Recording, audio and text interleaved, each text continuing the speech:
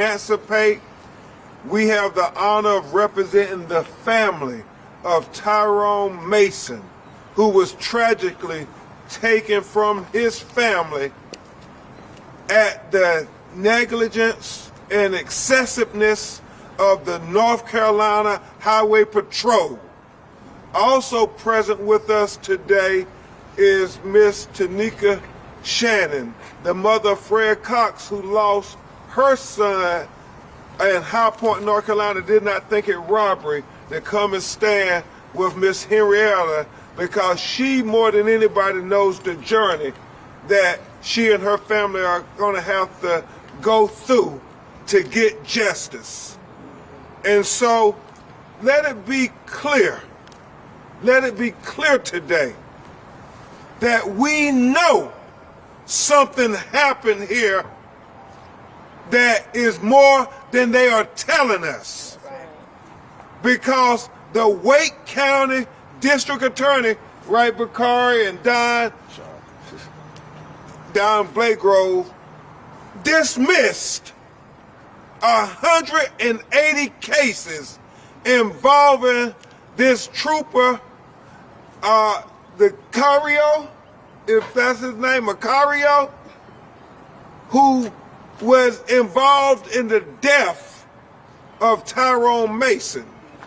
They would not have dismissed those cases if there were not something on that video from the dash cam and from the body cam that was just god-awful. They don't just drop cases like that. The people in Raleigh know that the DA don't just drop cases like that. But they drop those cases because there's something on that video. And Attorney Sellers, I have to believe that the evidence to make the case is on the video from the chase. I'll say that again. The evidence needed to make this case is on the video from the car chase. We know that it was a lie from day one when they told her her son died as a result of a single car accident. And when she initially asked the police, was there a chase? I mean, what do you mean? And they said, no chase. Well, through her efforts, and she should be applauded. Attorney Sellers, Attorney Cecil talked so much about this mother, this beautiful, strong black mother who would not let them sweep her son's death under the rug. She kept fighting every day. She made desperate pleas to Attorney Sellers and Attorney Cecil. Yeah, I need help. But she, more than anybody else, got the train started to justice. And you're going to hear Attorney Sellers in just a minute tell you about that. But it was so evident that they were ready to live with this lie, sweep it under the rug, and nothing else was going to happen. Another black man dead. Don't even worry about writing anything in your newspapers or reporting it on the news. Well, thank God that he was with this mother and ordered her steps to where she could get to the truth. And so what we're here today is to demand transparency. That's right. Demand transparency. You don't need to say no more. Just show the video. Come on. That's all we need. And so a person who's been working on this case along with Attorney Cecil and Miss Henrietta, and I give him just so much credit for being busy but still having time to fight for the least of these. Attorney Cecil and Attorney Sellers are going to talk to you about the yeoman's effort that have been going on for the last months to get to just this point. we still ain't got to the ultimate truth yet, because when we get to the ultimate truth, we all gonna see it together on that video. But Bakari, thank you. I know you're covering a lot with CNN and you're doing a lot all around the country. Your brilliance, your tenacity, and your courage, thank you for bringing it here to Raleigh to join in this team effort to get justice for Tyrone Mason. Justice for Tyrone Mason. Listen, I have been involved in civil rights cases around the country, and I have not seen acts of just pure disregard. I have not seen acts of cover-up. I have not seen just blatant lies that have occurred. When I heard about this case, something didn't sit right with me, and I went and sat in the living room, and Sanchez was there, and Miss Mason, and her family is just amazing. They come together in a unique way that a lot of black families come together. Before, as I was sitting talking to them, I had one on one phone, one on the other phone, one on the couch, and Miss Mason on the couch as well, and they wanted to get to know me and make sure that we were all fighting for justice on the same page. And there's something that you all need to know, that when she got that knock on the door, the Raleigh Police Department told her that it was a single car crash and that there were no witnesses. No chase. And so what I'm asking today is that I want my good friend Jeff Jackson. I want my good friend Governor Stein to actually open their eyes and pay attention to what's going on with their state highway patrol. Yes. Because as we're digging, we're understanding that it's just not about Tyrone Mason, that this actually is a culture. That's right. And I actually want the media to do something that is challenging, but I want you to do your job. And the reason that's challenging is because there are videos out there that they don't want the public to see, that you all now have to join with your lawyers and get in court and fight like hell to make sure that North Carolina sees what happened to Tyrone Mason. That's right. And so that is going to be the next struggle. And you know what's most amazing about it is that Josh Stein and Jeff Jackson could simply say today that we are going to release those videos. That's right. They can make sure that these officers are held to account. They can make sure that these officers are arrested. They can make sure that these officers are fired. They can actually do examinations throughout the department of their policies and procedures. They can do those things today because you know what? They have seen those videos. If I was governor or attorney general of the state of North Carolina, you know what I would ask for today sitting in my office? I would ask for the videos of what happened that night to Tyrone Mason. If I was in the media right now, I would call the office and the communications director and I would ask them, has the governor and attorney general, have they seen these videos? How on earth do you drop 180 cases and we're just supposed to turn a blind eye? Now, let me tell you this. I don't know if Mr. Cecil wants to say anything, but he has been an amazing lawyer throughout this case. Sean Cecil has fought for this family when nobody else was there. Amen. She has knocked on doors when we were walking around the corner. She said, this is one of the buildings I knocked on a door in front of. She has gone to the district attorney. She's gone to the police department. She's gone to the legislature. She's gone everywhere, but no one was listening. But something told us in our spirit that it wasn't just right. And when I called Sean Cecil, I said, me and Ben are coming. He said, I'm glad somebody's coming to pay attention to it. I said, no, Miss Mason wants you to work on it too. We're going to build this super team. Yeah. And I don't know what's going to happen at the end of the day, but we're going to take on this structure that looks at black lives and simply disregards us until they want our votes. That's right. That's right. That part. Right? So this is a challenge.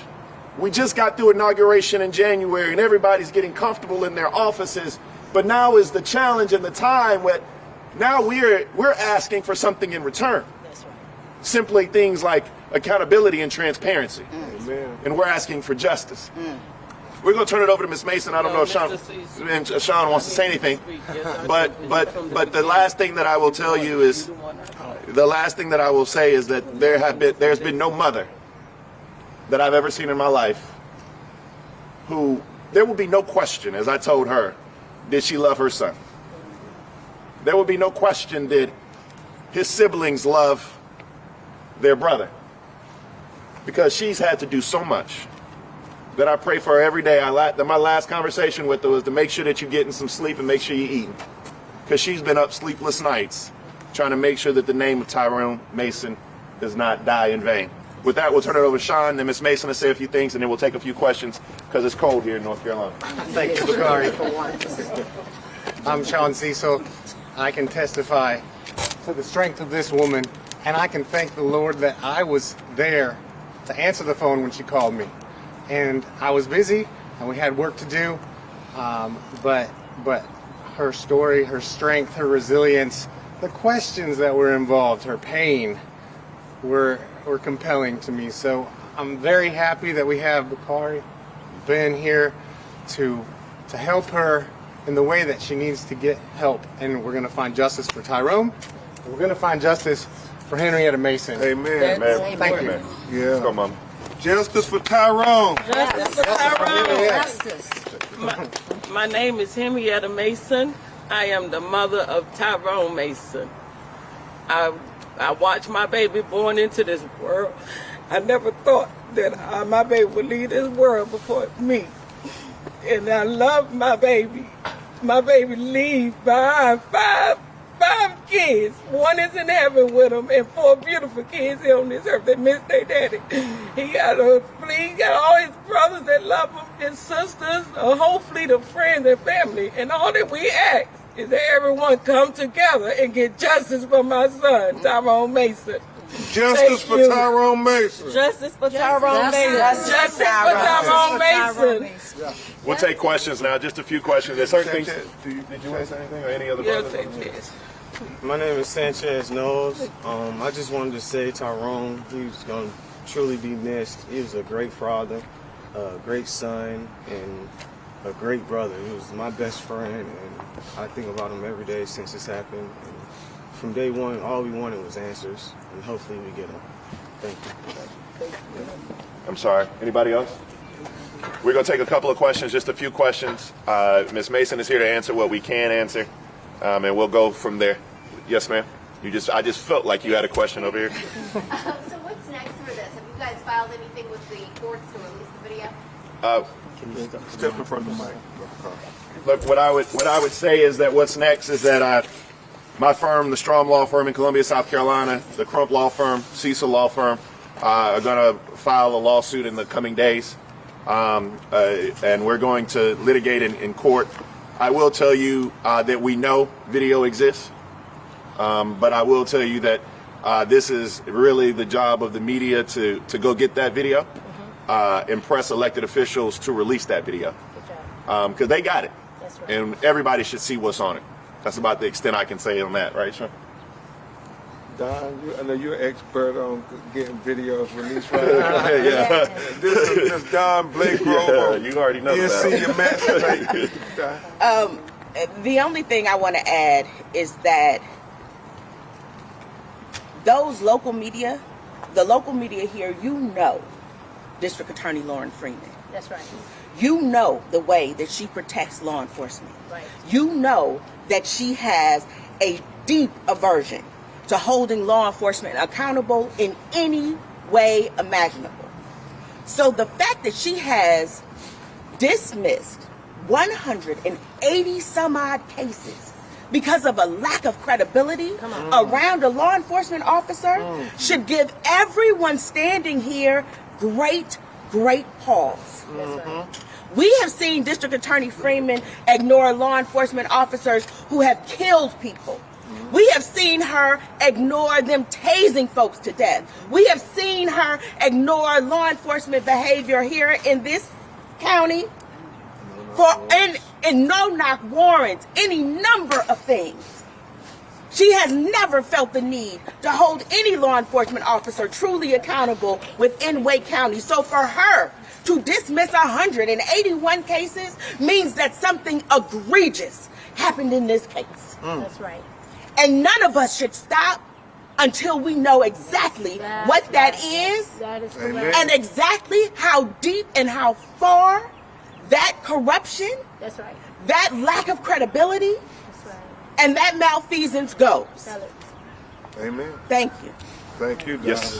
Who was the first person to know that the cop's story didn't add up I can answer that question, sir. From day one, when they came to me and told me that my son died in a single car accident with no witnesses, I told them that is not true.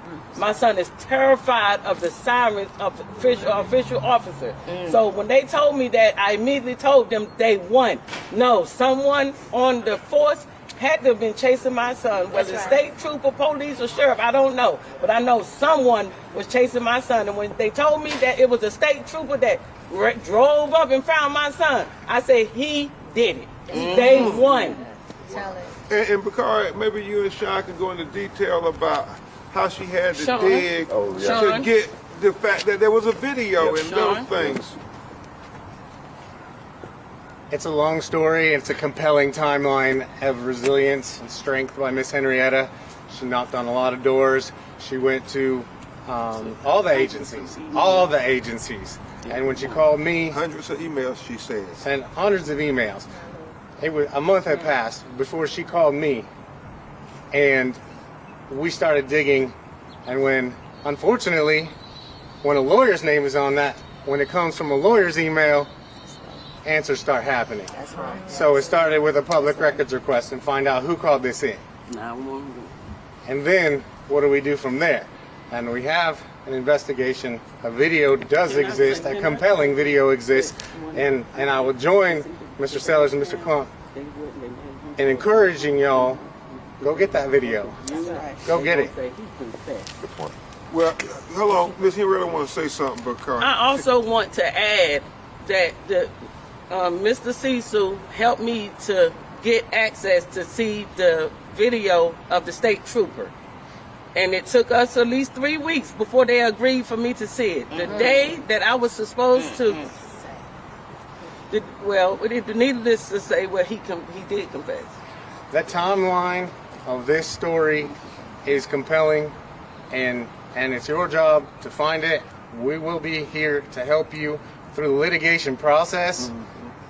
Light will be shone on this, and we're going to get justice for Tyrone, for Henrietta Mason, and the people of North Carolina who deserve better. That's right. Yes. I wanted to ask, you mentioned this being a broader cultural issue with the state patrol. What have you seen so far that's going to that? Well, I'm aware of other cases just in research preparing for this, other cases where video exists, actually involving chases where aid was not rendered in certain cases here in North Carolina. We know about those cases. You all know about those cases. And so the question has to be asked from the top to the bottom about what their policies and procedures are about chases, etc., and what they're supposed to do on the scenes. But we have at least one other case that I'm aware of right now in our diligence where that occurred.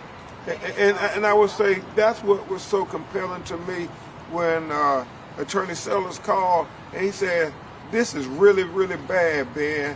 We can't let them sweep this under the rug.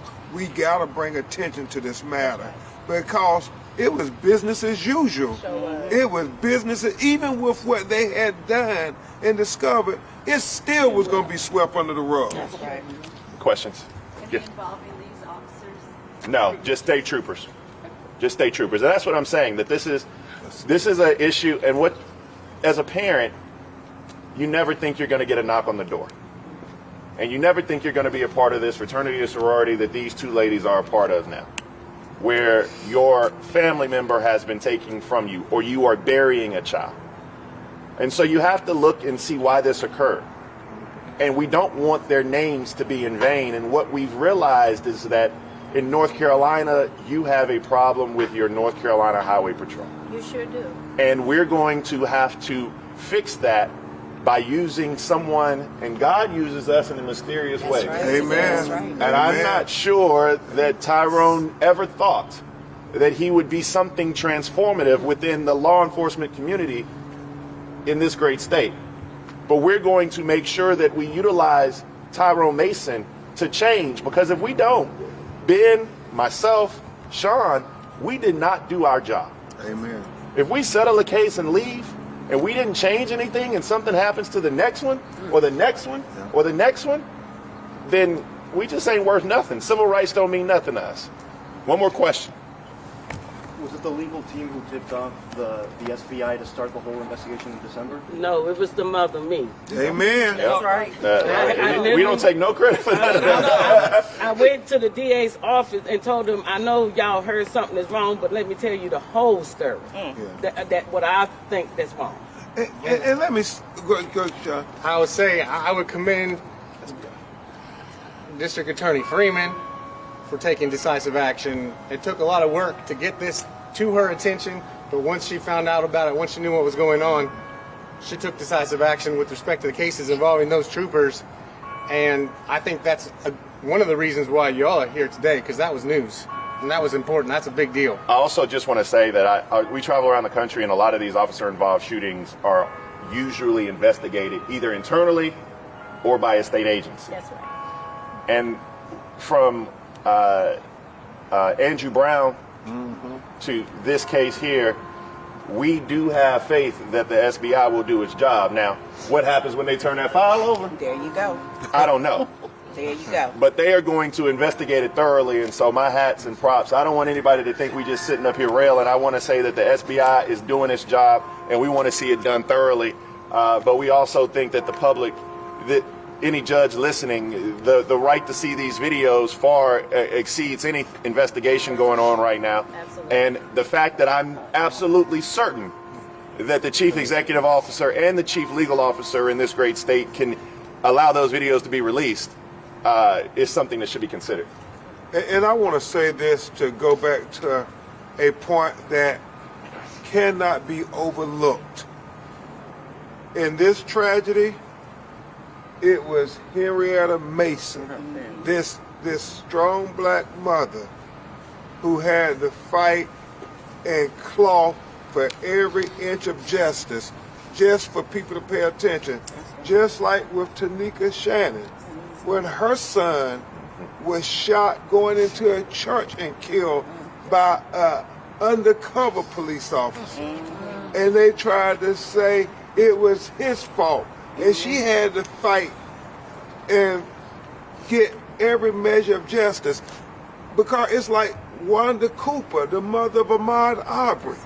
I mean, nobody cares about these black children like they're black mothers. And so we should be applauding them before we applaud anybody else for not accepting the lie. Amen to that. So thank you all. We work for her. Hey, yeah.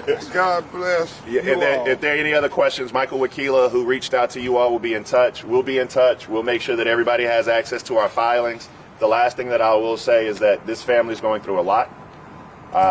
He has a sister here, brothers here, children. I would ask that you keep them in your prayers, regardless of what you think about anything that we've said today. This is a very prayerful part of the country. I'm a very prayerful man, and I'm going to get on my knees tonight when I say my now Alamis and make sure that my twins, who are 6, because I know their prayers make it up. I don't know if Daddy's makes it all the way up, but I'm going to make sure they lift up Tyrone and Henrietta Mason and his family. So thank you, and God bless you all. Thank you.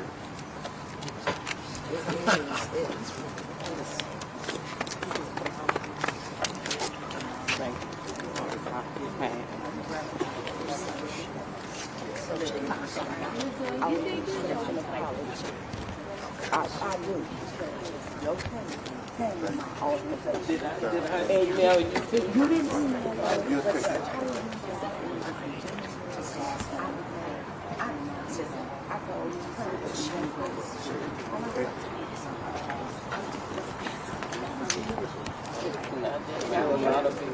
Hey, here we go. There you go. This one about that here? I'm sitting. Checking in.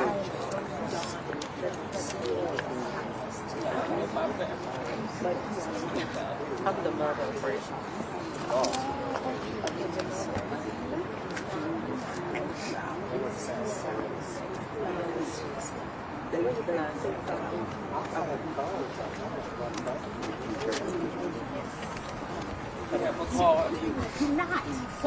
But I'm going to make sure you get her cell number, and I'll put you on text. Because sometimes you need to just somebody that's in the trenches. Yeah, because you can't cuss everybody. You're a public figure. I know. You saw me too. But listen, look here, mama.